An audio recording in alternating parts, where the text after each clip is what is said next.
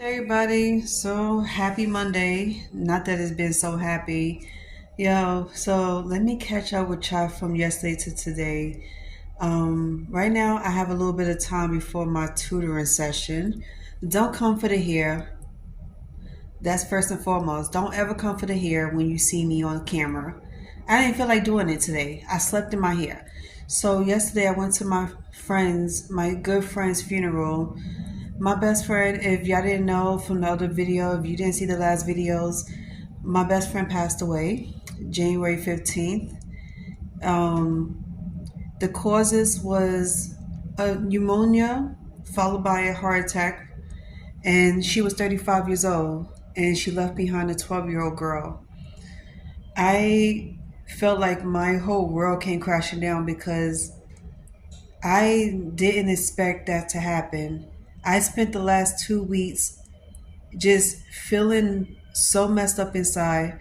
I was crying throughout the last 2 weeks, and I find myself crying even in the middle of doing things when I'm in public because the thought of not seeing her again really broke my heart. And I'm gonna miss seeing her walking her child to school, and I'm gonna miss hugging her. I'm gonna miss having conversations with her. I miss the hell out of her. Y'all don't understand. This woman has been the most beautiful human I ever met.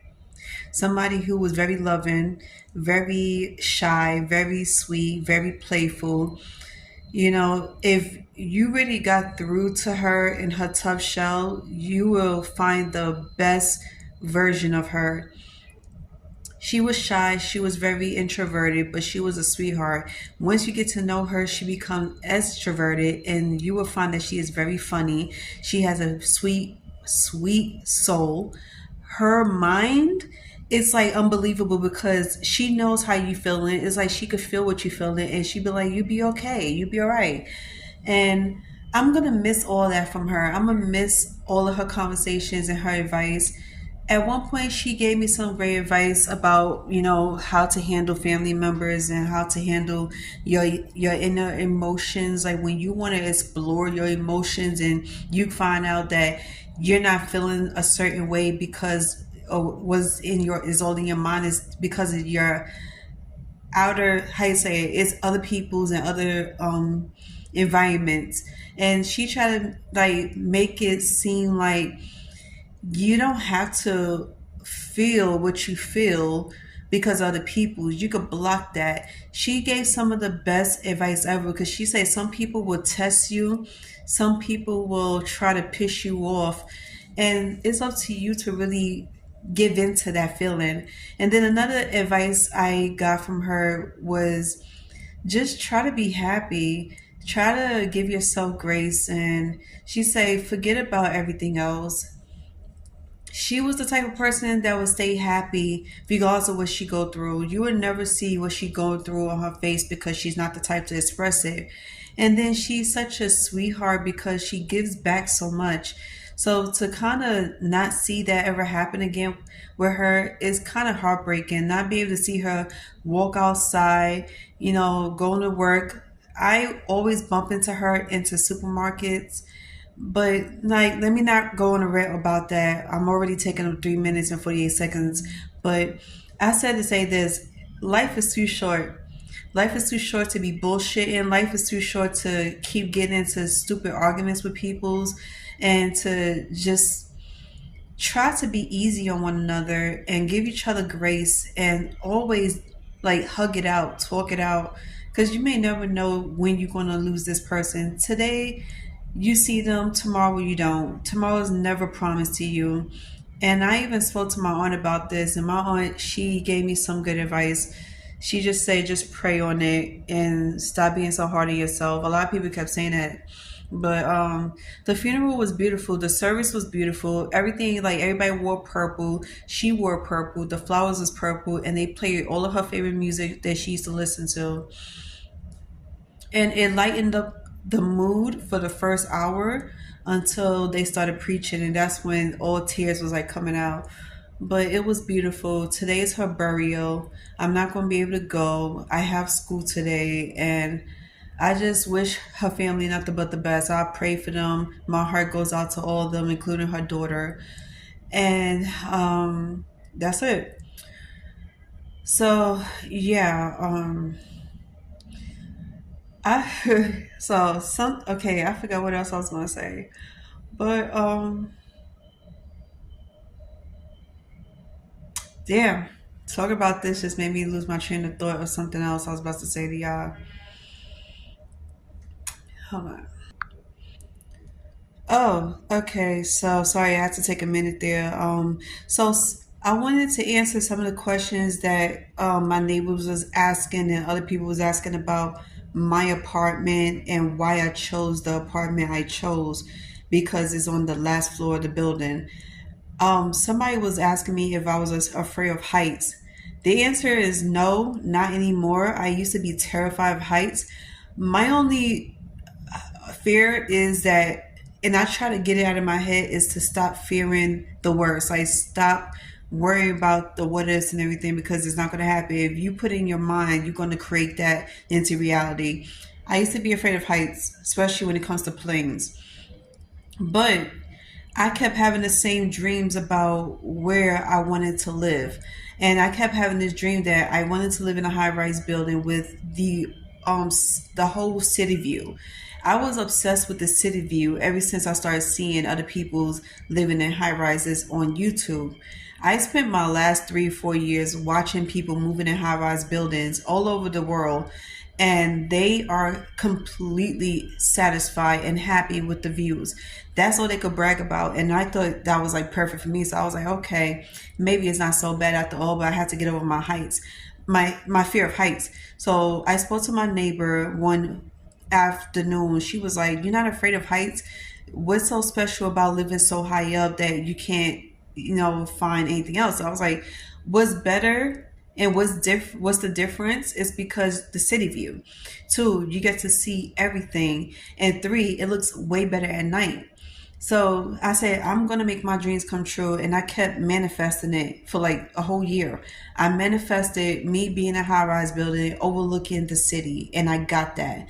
I manifested the 1 bedroom apartment where the living room was big. I didn't care how big was the bedroom. I just wanted a big ass living room. And I got it, as you can see. And it was big enough for an L-shaped couch, so that satisfied my needs. My landlord checked all the boxes in my list of what I wanted in an apartment. Only thing I didn't get was the in unit washer and dryer, but I got everything else. I got a dishwashing machine, I got the big bathroom, and it's gorgeous. I love my bathroom. I got the 5 closets, and on top of that, I have the beautiful, big windows. And I always say I wanted some windows with enough space to sit pictures and plants on. I got that. And I got the automatic shades where you could just scroll, like have it scroll down or whatever. And I don't ever have to worry about blinds, old school blinds, anything like that. So another person asked me what was the price of the apartment and how did you get it? Was you put on a list or whatever the case is? So I was like, yeah, you are automatically on the list if you was already living in the neighborhood. So this neighborhood is a 4 block radius. They do have a part two. We are called phase two because this is a second phase of this neighborhood. And if you was already living in this neighborhood, you are automatically eligible for this apartment.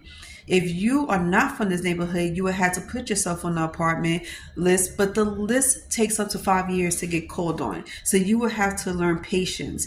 For people that don't have patience, this is not for you because they're not going to automatically call you no matter how much money you throw at them because everybody else from this place, from this whole area, gets first dibs before the outsiders do. So, last question was what it was? Oh, I think it was, I forgot what they were saying. Somebody was asking about how it was. So a lot of people always put the worst, how you say it, the worst stereotype on this neighborhood. It's not projects, sweetie. Let me correct y'all on this. My neighborhood is not a project. When you talk about projects, you're thinking of nitro project buildings. You're not thinking of this. These are complex buildings. Well, not anymore because it's high rise buildings now. But back in the days, it was complex buildings because it was two floors in each apartment, especially if you have a family.